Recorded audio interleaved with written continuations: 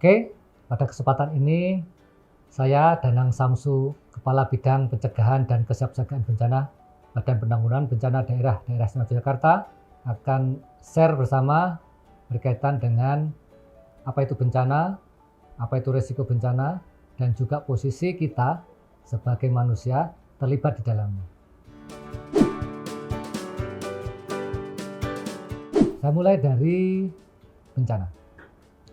Bencana menurut Undang-Undang Nomor 24 Tahun 2007 adalah peristiwa atau rangkaian peristiwa yang mengancam dan mengganggu kehidupan dan penghidupan yang disebabkan oleh faktor alam, 1, non alam, 2, dan faktor manusia, ya, yang dapat mengakibatkan korban jiwa, kemudian kerusakan lingkungan dan gangguan kerusakan atau kerugian dan lain-lain. Nah, bencana tadi kita bisa lihat dari faktor penyebabnya. Dari faktor alam, kita bisa tahu bahwa dengan adanya perubahan alam, fenomena alam, ini menjadi salah satu faktor yang mendasari terjadinya bencana. Ya, 1. Dan yang kedua, berkaitan dengan faktor non alam yang lain. Ya. Bisa jadi adanya akibat-akibat yang disebabkan oleh pandemi atau kesehatan, kemudian bisa jadi juga faktor kegagalan teknologi, ya, atau faktor-faktor lain. Kemudian yang ketiga, faktor manusia. Faktor manusia justru manusia sendiri yang menyebabkan bencana. Bencana terjadi ketika berbagai faktor yang ada. Pertama, yaitu faktor dari ancamannya sendiri yang diakibatkan oleh tadi alam, non alam, dan manusia itu ada muncul, ya. Kemudian bertemu dengan kerentanan. Apa itu kerentanan? Kerentanan menurut sebagian orang dipandang sebagai sesuatu yang melemahkan atau keringkihan. Sesuatu ketika muncul ancaman bertemu dengan kerentanan tadi dan apabila menjadi peristiwa yang kami sebutkan di awal bisa menjadi bencana. Ada satu lagi yang merupakan faktor yang bisa menyebabkan bencana ketika kerentanan ketemu dengan ancaman tadi, yaitu pemicu. Ya. Pemicu ada sesuatu katalis yang mendorong berbagai situasi, kemudian mengakibatkan peristiwa-peristiwa tadi atau rangkaian peristiwa tadi mengakibatkan korban jiwa, kerusakan lingkungan, dan yang lainnya.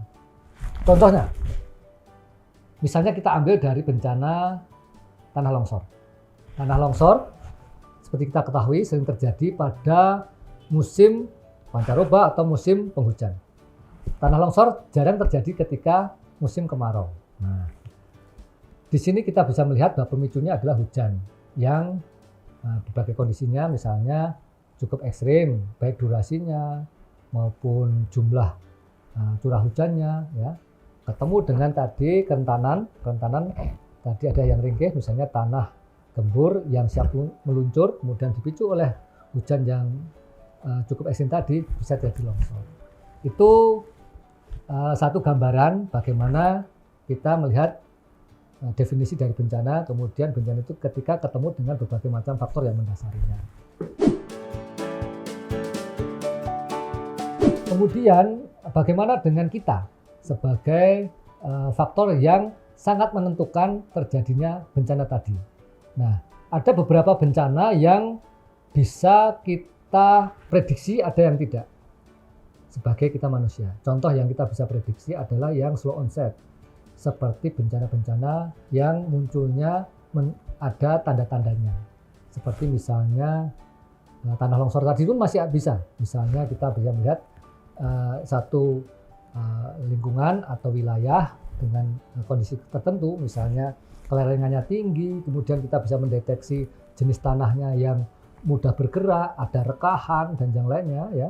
Kemudian kecuramannya cukup tinggi, ketemu dengan pemicu tadi hujan, kita akan tahu bahwa di situ ada bencana. Tetapi beberapa ancaman atau potensi bencana tidak bisa kita prediksi, seperti tsunami yang disebabkan oleh gempa bumi, bisa jadi ada kelongsoran di laut atau juga oleh gempa bumi di subduksi. Nah, itu juga sulit kita prediksi. Nah, apa yang bisa kita prediksi tadi sebenarnya bisa sebagai manusia kita bisa mempengaruhi ketidak bertemunya kerentanan dengan ancaman tadi, yaitu dengan peningkatan kapasitas. Ya. Ya, dengan peningkatan kapasitas kita bisa kurangi risikonya. Nah, saya tekankan kenapa di sini kita sebagai faktor yang menentukan manusia sangat terlibat dalam terjadinya bencana. Nah, ada beberapa karena tadi bencana itu adalah satu peristiwa dari manusia, manusianya bagaimana agar situasi tersebut tidak mengakibatkan terjadinya bencana. Contohnya seperti ini. Untuk bencana-bencana itu ada beberapa yang tidak bisa saat itu juga kita lihat. Contohnya tanah longsor. Tanah longsor apabila terjadi di suatu wilayah yang tidak mengakibatkan korban, tidak mengakibatkan kerugian secara material atau tidak ada kerusakan lingkungan yang mengaruhi manusia, itu tetap kita anggap sebagai fenomena alam. Tapi yang terjadi ketika ketemu dengan properti atau jiwa manusia mengakibatkan longsor. Kenapa itu terjadi? Kadang beberapa tidak kita sadari. Seperti manusia ketika dia itu berkehidupan secara normal ya di lingkungan yang tidak berkembang, dia akan berusaha tinggal di tempat yang aman. Nah, tetapi karena dinamika kemudian dia terpaksa harus pindah dari tempat yang aman tadi. Contohnya misalnya kita tinggal di perkotaan. Karena kita kemudian tergerus oleh sistem tekanan ekonomi di sekitar yang menuntut dia itu harus menjual tanahnya, warga tadi atau orang tadi terpaksa tinggal di daerah yang mungkin dia harus membeli tanah di daerah yang tidak aman. Nah, ketika ada longsor di daerah-daerah tersebut, biasanya kan tetap tidak ada di bencana. Tetapi karena ada perpindahan manusia, kemudian tinggal di lereng-lereng, kita bisa melihat beberapa permukiman penduduk sekarang ada di daerah-daerah yang rawan bencana. Itu akibatnya bencana terjadi. Ya, tapi kalau tetap tadi ya ada peristiwa alam, kemudian tidak ketemu dengan properti atau orang meninggalkan korban, itu tetap jadilah peristiwa alam. Alam selalu seperti itu, karena ketika alam itu ada dinamika, baik dinamika kecil maupun besar, ketika bumi bergerak, itu memang menjadikan tetap fenomena alam. Kemudian kasus yang lain, contohnya banjir misalnya gitu. Atau bencana yang lain, yang kerusakan lingkungan.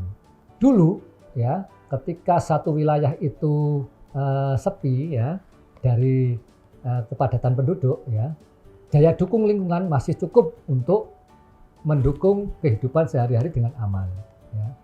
Tapi apa yang terjadi misalnya kemudian ada urbanisasi ya. Kemudian penduduk itu terpaksa butuh lahan. Kemudian penduduk atau manusia tadi, faktor manusia tadi terpaksa kemudian harus membuka lahan. Ketika membuka lahan, dia itu memasuki wilayah-wilayah recas air, daerah hutan segala macam, kemudian muncul erosi dan lainnya. Disitulah kemudian daya dukung lingkungan berubah, sehingga akan banyak kejadian-kejadian bencana yang muncul karena ulah manusia. Nah, sekarang dalam kesempatan ini kita akan melihat visi kita. Bagaimana kita sebagai manusia ya bisa berkontribusi dalam pengurangan risiko. Yang pertama, bencana terjadi kenapa? Satu tadi kalau fenomena alam ya, kita tidak bisa melihat, tidak bisa mengurangi fenomena alam karena itu memang seperti itu terjadinya. Tetapi manusia itu memiliki peranan penting. Satu terkait dengan perilaku. Perilaku kita harus ya memikirkan tentang pengurangan risiko bencana. Ada beberapa perilaku kita yang kemudian mengakibatkan daya dukung lingkungan menjadi tidak aman bagi kita dari sisi kebencanaan. Contohnya misalnya perilaku kita dalam hal sampah misalnya begitu. Kita cukup tidak bijaksana menghasilkan sampah, tidak mereduksi, tidak membuat recycling sampah tadi sehingga sampah tidak tertangani. Sekarang di wilayah kita sering terjadi seperti itu. Itu salah satu perilaku. Perilaku kita yang sembrono misalnya begitu. Tidak memperhatikan aspek keselamatan dan keamanan. Nah, jadi gitu ya. Penting bagi kita untuk memperhatikan perilaku kita yang berkontribusi dalam tingginya tingkat risiko bencana. Kemudian yang kedua terkait dengan perbuatan. Ya. Perbuatan kita yang tidak bijaksana berkaitan dengan pengurangan risiko bencana. Contohnya eksploitasi alam yang berlebihan. Kemudian perbuatan kita misalnya kurang memperhatikan aspek daya dukung tadi, misalnya eksploitasi air tanah berlebihan. Itu perbuatan kita yang salah satu yang membuat risikonya tinggi. Kemudian yang ketiga terakhir itu kita juga berpengaruh. Manusia ketika tadi ada satu lahan yang kemudian, contohnya ya, ada satu lahan yang dulunya daya dukungnya itu siap mendukung kehidupan sehari-hari, tapi karena manusianya di sana, ya, kemudian di luar daya dukung tadi, kemudian bencana akan muncul di wilayah tersebut. Demikian, jadi dalam kesempatan ini mungkin saya akan sampaikan, tadi sudah saya sampaikan terkait dengan satu tentang apa itu bencana, ya, kemudian dua terkait dengan bagaimana bencana tadi terjadi, ya.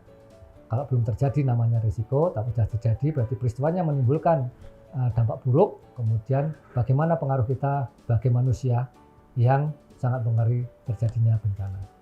Salam tangguh, salam kemanusiaan.